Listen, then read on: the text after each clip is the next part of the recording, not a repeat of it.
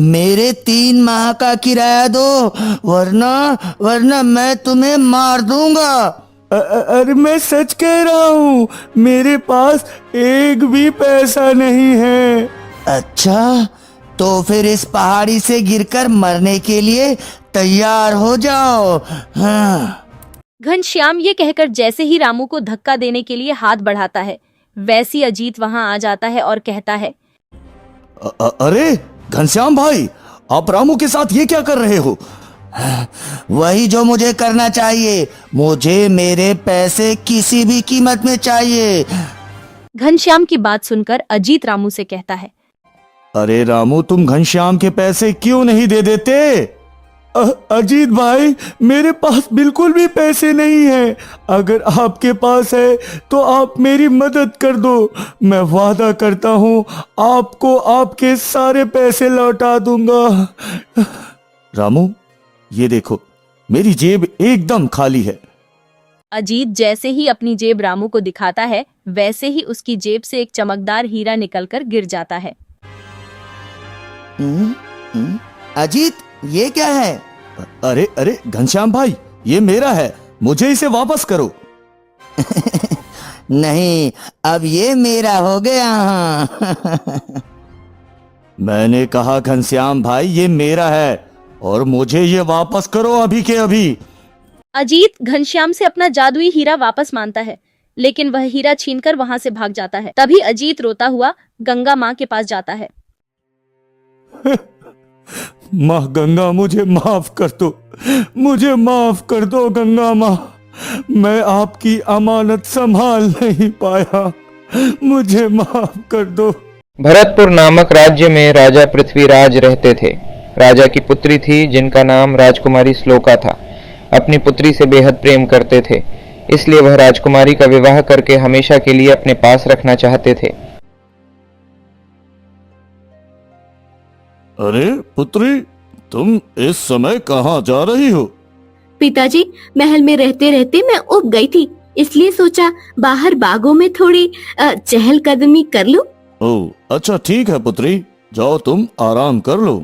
राजा की बात मानकर राजकुमारी अपने कक्ष में चली जाती है। तभी मंत्री जी राजकुमारी को जाता देख राजा से कहते हैं, महाराज, अगर आपकी आज्ञा हो तो मैं कुछ कह सकता हूँ। अरे जी मंत्री जी, कहिए, भला इसमें पूछने की क्या बात है? महाराज, आपको नहीं लगता कि अब राजकुमारी की विवाह की उम्र हो चुकी है? मुझे लगता है कि अब उनका विवाह कर देना चाहिए। मंत्री जी, आप बिल्कुल सही कह रहे हैं, लेकिन मैं अपनी पुत्री को अपनी आंखों से दूर नहीं करना चाहता। तो क्या आप राजकुमारी का विवाह नहीं करेंगे महाराज? अब ऐसा भी नहीं है मंत्री जी, दरअसल मुझे एक ऐसे इंसान की तलाश है जो मेरी पुत्री को मेरी नजरों से दूर लेकर ना जाए। पर महाराज, ऐसा लड़का मिलना तो मुश्किल है। हाँ मंत्री जी, ऐसा लड़का मिलना मुश्किल तो है, लेकिन नामुमकिन नहीं। राजा यह कहकर अपने कक्ष में चले जाते हैं। इधर उसी गांव में अजीत नाम का एक लकड़हारा रहता था। अजीत बहुत ही गरीब और सीधा साधा इंसान था। उसके परिवार में उसकी बूढ़ी बीमार माँ के अलावा और कोई नहीं रहता था। दिन ब दिन माँ की तबीयत बिगड़ती जा रही है। आज मुझे किसी भी कीमत पर बहुत सारी लकड़ियां इकट्ठी करनी है और उन्हें बेचकर माँ का इलाज करवाना है।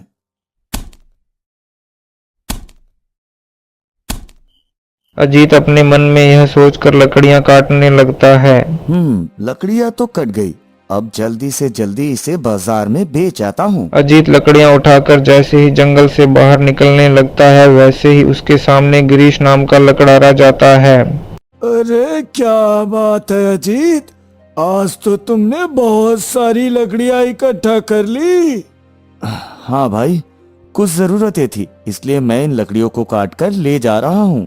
अरे सही कहा, जरूरत तो मुझे भी है, लेकिन मेरा मन नहीं है आज लकड़ियां काटने का। मैं सोच रहा हूँ तुम्हारी काटी हुई लकड़ियां ले जाता हूँ। नहीं गिरीश, ऐसा मत करो, मुझे पैसों की सख्त जरूरत है, मत करो ऐसा गिरीश। जरूरत तो मुझे भी है। गिरीश यह कहकर अजीत से सारी लकड़ियां छीन कर चला जाता है। तभी अजीत उदास होकर कहता है, आज जितनी भी सूखी लकड़ियां थी मैंने वो सब काट ली। अब मैं सूखी लकड़ियां कहाँ से लाऊं भला।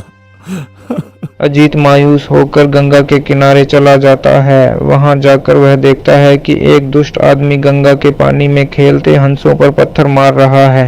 अरे तुम इन मासूमों को क्यों मार रहे हो भाई? ओए, तुमसे मतलब मेरा मन कर रहा है, ऐसा करने का तो मैं कर रहा हूँ, समझे? अरे तुम कैसे इंसान हो? क्या तुम्हें इनके प्रति थोड़ी सी भी दया नहीं आती?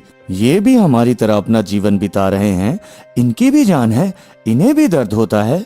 अच्छा, अपनी बकवास बंद करो और जहाँ से आए हो वहाँ वापस चले जाओ, समझे? अरे ये बकवास नहीं, और मेरे रहते तुम इन्हें मार नहीं सकते। हाँ। अजीत की बात सुनकर वह आदमी गुस्से से अजीत को पत्र लिखकर मार देता है, जिससे अजीत जख्मी हो जाता है। अजीत को जख्मी होता देख हंस कहता है, अगर तुम्हें जान लेनी है तो हमारी ले लो, लेकिन ये हमारी जान बचाने आए हैं और तुम इन्हें इस तरह मारोगे, दुष्ट आदमी। नहीं हंस, तुम डरो नहीं, मुझे कुछ नहीं होगा। अजीत की यह सब बात सुनकर उस आदमी को और ज्यादा गुस्सा आ जाता है। गुस्से में वह अजीत को गंगा में फेंक देता है। अरे इसे तो गंगा में डूब जाना चाहिए, मगर ये तो पानी की ऊपरी सतह में है। जहां वह आदमी अजीत को देखकर हैरान होता है, वही अजीत भी खुद को पानी के ऊपर देख हैरान रह जाता है। तभी अजीत और हंसों की आवाज सुनता है, माँ आप कहाँ हो? हमें आपकी जरूरत है, आप अभी हमारे सामने प्रकट हो माँ, प्रकट हो। हंस जैसे ही यह बात कहता है, उस गंगा नदी से एक बीज प्रकट होती है और कहती हैं, क्या हुआ मेरे बच्चों, तुम सब परेशान क्यों हो? देवी के पूछने पर हंस उन्हें सब कुछ बता देते हैं, जिसे सुनकर गंगा माँ क्रोध में आ जाती है और उस आदमी से कहती है, दुष्ट आदमी, तूने इन मासूमों और इस भले इंसान के साथ ऐसा किया, इसकी सजा तो मैं तुझे जरूर दूंगी। देवी यह कहकर सबसे पहले अजीत को पानी से निकालती है और कहती है, अब अजीत की जगह मैं तुझे इस नदी में फेंकूंगी, ताकि तू दोबारा किसी और के साथ ऐसा न कर सके। देवी के निकट दुष्ट आदमी को नदी में फेंक देती है और देखते ही देखते वह आदमी गंगा में समा जाता है। हे देवी, आप कौन हैं? मैं गंगा देवी हूँ और इसी गंगा में रहती हूँ। प्रणाम गंगा देवी, प्रणाम। खुश रहो पुत्र। आपका बहुत बहुत धन्यवाद देवी कि आपने मेरी जान बचाई। अजीत, मैं जानती हूँ तुम इसी गांव के एक साधारण से परिवार के रहने वाले हो और लकड़ियाँ काटकर अपना और अपने परिवार का गुजारा करते हो। हाँ? देवी माँ, आपको मेरे बारे में सब कुछ कैसे पता है? हाँ, मैं तुम्हें रोज लकड़ियाँ काटते देखती थी और तुम्हारे ऊपर होने वाले अन्याय को भी देखती थी। मैं हमेशा से तुम्हारी मदद करना चाहती थी, लेकिन गंगा के पानी को हाथ लगाए बिना मैं तुम्हारी मदद नहीं कर सकती थी। और आज न केवल तुमने मेरे पानी को हाथ लगाया, बल्कि मेरे बच्चों की जान भी बचाई। इसलिए मैं तुम्हें एक भेंट देना चाहती हूँ। अरे हाँ? देवी ये क्या है और इसका मैं क्या करूँगा? अजीत, यह एक जादुई हीरा है। यह जब तक तुम्हारे पास रहेगा, यह तुम्हारा पूरा जीवन बदल कर रख देगा। क्या ये जादुई हीरा है? पर मैं इसका क्या करूँगा देवी? अजीत की बात सुनकर गंगा देवी स्कूल आती है और कहती है, यह तुम्हारी हर जरूरत को पूरा करेगा। बाकी तुम्हें इस हीरे की कीमत खुद ब खुद पता चल जाएगी, लेकिन याद रहे, यह हीरा तुम्हारे अलावा और किसी के हाथ नहीं लगना चाहिए। गंगा देवी यह कहकर अपने बच्चों के साथ गंगा नदी में चली जाती है, जबकि अजीत हीरा लेकर से लकड़ियां काटने चला जाता है। इस हीरे से भला मुझे क्या फायदा? काश मुझे दोबारा से बहुत सारी लकड़ियां कटी कटाई मिल जाए। अजीत जंगल में खड़ा होकर यह सोच रहा था कि देखते ही देखते हैं उसके पास बहुत सारी सूखी लकड़ियां आ जाती हैं, जिन्हें देखकर आज बहुत खुश हो जाता है। अरे वाह, अरे वाह, ये हीरा तो वाकई बहुत काम का है। वाह वाह। कुछ दिन ऐसे ही बीते हैं। अब अजीत बहुत खुश रहने लगा था। गांव की पहाड़ी पर घूमने जाता है, जहां वह देखता है कि रामू का घनश्याम से झगड़ा हो रहा है। अरे क्या हुआ भाई, तुम इस तरह क्यों लड़ रहे हो आपस में? इस रामू ने मेरा घर किराए पर लिया था, लेकिन अब 3 माह हो गए इसने मुझे एक भी फूटी कौड़ी नहीं दी, और कुछ दिनों में मेरी बिटिया की शादी है। अब मैं क्या करूं? रामू, ये तो गलत बात है, तुम्हें इसके पैसे दे देने चाहिए। देखो मैं सच कह रहा हूँ, मेरे पास आज एक भी पैसा नहीं है, तुम मुझे जाने दो। देखो रामू, तुम रोज कोई ना कोई बहाना बनाकर मुझे टाल जाते हो। आज किसी भी हालत में मुझे मेरे पैसे चाहिए। हाँ, मुझे मेरे पैसे चाहिए। अरे यार, नहीं है मेरे पास पैसे। मैं कुछ नहीं जानता। अगर आज मुझे मेरे पैसे नहीं मिले तो मैं तुम्हें इस पहाड़ी से धक्का देकर तुम्हारी जान ले लूंगा। हाँ। अरे अरे घनश्याम भाई, जब वो कह रहा है कि पैसे दे देगा तो आप ये सब क्यों कर रहे हो? अजीत भाई, मेरे पास बिल्कुल भी पैसे नहीं है। अगर आपके पास है तो आप मेरी मदद कर दो। मैं वादा करता हूँ आपको आपके सारे पैसे लौटा दूंगा। रामू, ये देखो, मेरी जेब एकदम खाली है। अजीत जैसे ही अपनी जेब रामू को दिखाता है, वैसे ही उसकी जेब से एक चमकदार हीरा निकलकर गिर जाता है।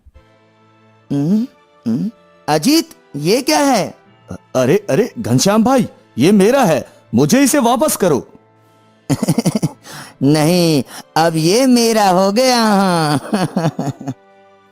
मैंने कहा घनश्याम भाई, ये मेरा है और मुझे ये वापस करो अभी के अभी।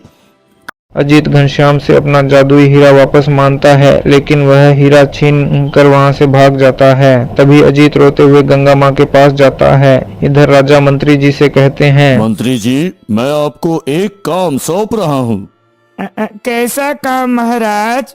मंत्री जी, मैं चाहता हूँ कि आप राजकुमारी के लिए इसी गांव के किसी अच्छे इंसान की तलाश करें जो हमारे साथ इस महल में रह सके। मंत्री जी राजा की बात मानकर गांव में राजकुमारी के लिए ढूंढने निकल जाते हैं। दूसरी तरफ मकान मालिक वह हीरा देखता है और खुद से कहे, अरे वाह, ये हीरा तो बहुत कीमती लग रहा है। मुझे इसके बहुत पैसे मिलेंगे। जैसे ही अपने घर में जाता है, वहां देखता है, अरे इतने सारे पैसे, इतने सारे पैसे तो मैंने आज तक एक साथ नहीं देखे। मगर ये आए कहाँ से? खैर, जो भी है, अब मैं इस हीरे को नहीं बेचूंगा और इन पैसों से ही अपनी बिटिया की शादी करूंगा। घनश्याम यह सोचकर खुशी खुशी उन पैसों से अपनी बेटी की शादी करता और उस हीरे को अपने घर की तिजोरी में रख दे। अरे, मेरे सारे पैसे खत्म हो गए हैं और मुझे आम खाने का भी बहुत मन कर रहा है। एक काम करता हूँ, अब मैं उस हीरे को बेच देता हूँ और उसमें से कुछ पैसों का आम खरीद लेता हूँ। ठीक है। हाँ। घनश्याम यह सोचकर जैसे ही घर से निकलता है, वैसे ही एक आम वाला अपनी पूरी टोकरी लेकर आता है और कहता है, ये लो भाई, ये तुम्हारे लिए। अरे लेकिन ये आम मैंने तो नहीं मंगवाए। भैया, ये तुम्हारे लिए ही है, लो। राम वाला यह कहकर वहां से चला जाता है, जबकि घनश्याम यह सब देखकर बहुत खुश होता है। अरे, मेरी किस्मत इतनी मेहरबान कैसे हो गई? मैं जो सोचता हूँ वो पूरा हो जाता है। मुझे लगता है जब से मैंने ये हीरा अजीत से लिया है तब से मेरे साथ सब कुछ अच्छा हो रहा है। लगता है ये कोई जादुई हीरा है। हाँ, अरे याद आया, मैं तो आज गंगा किनारे सैर पर जाने वाला था, लेकिन ये जादुई हीरा मैं अपने साथ नहीं लेकर जाऊंगा। क्या पता कब ये हीरा मुझसे गंगा में गिर जाए। हाँ। घनश्याम यह सोचकर हीरा अपने घर की तिजोरी में रखता है, लेकिन हीरा गलती से उसके कपड़े में अटक जाता है और वह गंगा की तरफ निकल जाता है। दूसरी तरफ अजीत के फिर से पहले जैसे हालात हो चुके थे। वह रोज लकड़ियां काटकर थक हार कर गंगा किनारे बैठ जाता और देवी से माफी मांगता। गंगा देवी, मुझे माफ कर दीजिए, मैं आपकी दी हुई भेंट नहीं संभाल पाया। वो हीरा घनश्याम मुझसे छीनकर भाग गया। अजीत रोज गंगा किनारे जाकर गंगा देवी से माफी मांगता, लेकिन गंगा देवी पानी से प्रकट नहीं होती। एक दिन अचानक अजीत को याद आता है। अरे याद आया, गंगा देवी ने कहा था जब तक कोई उनके पानी को हाथ नहीं लगाता वो प्रकट नहीं होती। हाँ। अजीत यह सोचकर पानी में हाथ डालकर गंगा देवी से माफी मांगता है। तभी गंगा देवी प्रकट होती है और कहती हैं, अजीत, मैंने तुमसे कहा था ना कि वह जादुई हीरा किसी के हाथ नहीं लगना चाहिए। अब वह हीरा उस आदमी के पास चला गया है और वह तुम्हारे हिस्से के सुख उठा रहा है। देवी, मुझे किसी जादुई हीरे की कोई लालच नहीं है। मैं बस आपसे माफी मांगना चाहता हूँ, मुझे माफ कर दो।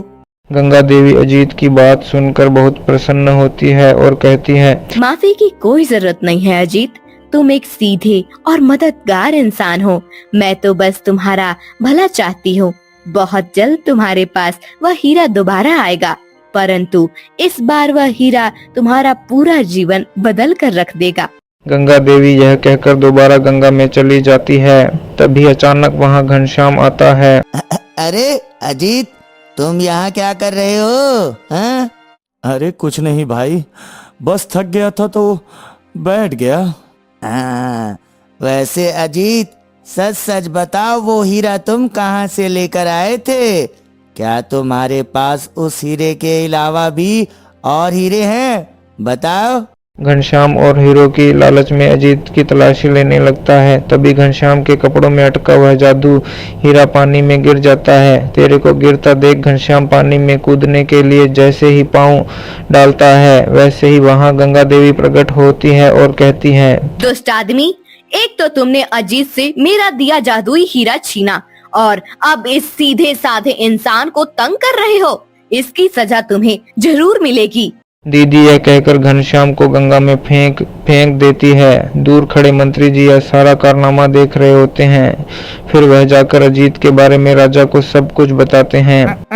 महाराज, मैंने एक बहुत सीधा, सच्चा और ईमानदार इंसान राजकुमारी के लिए ढूंढ लिया है। हाँ। अरे वाह मंत्री जी, कौन है वो और इस समय वो कहाँ पर है? मंत्री जी राजा को अजीत के बारे में सब कुछ बताते हैं। अजीत की अच्छाई सुनकर राजा राजकुमारी के साथ अजीत से मिलने निकल पड़ते हैं। इधर गंगा देवी अजीत को उसका जादुई हीरा देकर कहती है, अजीत, अब तुम्हारी किस्मत बहुत जल्द बदलने वाली है। देवी माँ, आप तो मुझे ऐसा आशीर्वाद दे रहे हैं जैसा आज मेरा विवाह राजा के पुत्री से हो जाएगा और मैं राजा बन जाऊंगा। अजीत की यह बात सुनकर गंगा माँ भी हंसती है और कहती है, तुम्हारी यह कामना बस पूरी ही होने वाली है पुत्र। गंगा देवी के इतना कहते ही राजा पृथ्वीराज वहाँ पहुँचते हैं। प्रणाम गंगा देवी। खुश रहिए महाराज। गंगा देवी, अगर आपकी आज्ञा हो तो क्या मैं अपनी पुत्री राजकुमारी श्लोका का विवाह अजीत से कर सकता हूँ? महाराज, मुझे तो कोई आपत्ति नहीं है, बस आप अजीत से उसकी इच्छा पूछ लीजिए। अजीत, क्या तुम मेरी पुत्री से विवाह करके मेरे राज्य के अगले राजा बनना पसंद करोगे? लेकिन महाराज, कहाँ आप और कहाँ मैं आपकी पुत्री के लायक नहीं हूँ महाराज। तुम्हारी यही अच्छाई और ईमानदारी तो मुझे भा गई है। मैं हमेशा से अपनी पुत्री के लिए ऐसा ही वर चाहता था पुत्र। राजा अजीत को किसी गहरी सोच में डूबा देख कहते हैं। गंगा देवी, क्या मैंने कुछ गलत कहा? अजीत, राजा खुद तुम्हारे पास चल कर आए हैं। अब विवाह के लिए हाँ भी कर दो। ठीक है महाराज, मैं राजकुमारी से विवाह करने के लिए तैयार हूँ, लेकिन पहले आप राजकुमारी की इच्छा भी तो पूछ लीजिए। अजीत के हाँ कहने पर राजकुमारी मुस्कुराने लगती है और शादी के लिए खुद भी राजी हो जाती है। इंसान से अजीत और राजकुमारी की शादी हो जाती है। शादी के बाद अजीत भरतपुर राज्य का राजा बन जाता है और हमेशा के लिए राजा पृथ्वीराज के साथ रहने लगता है।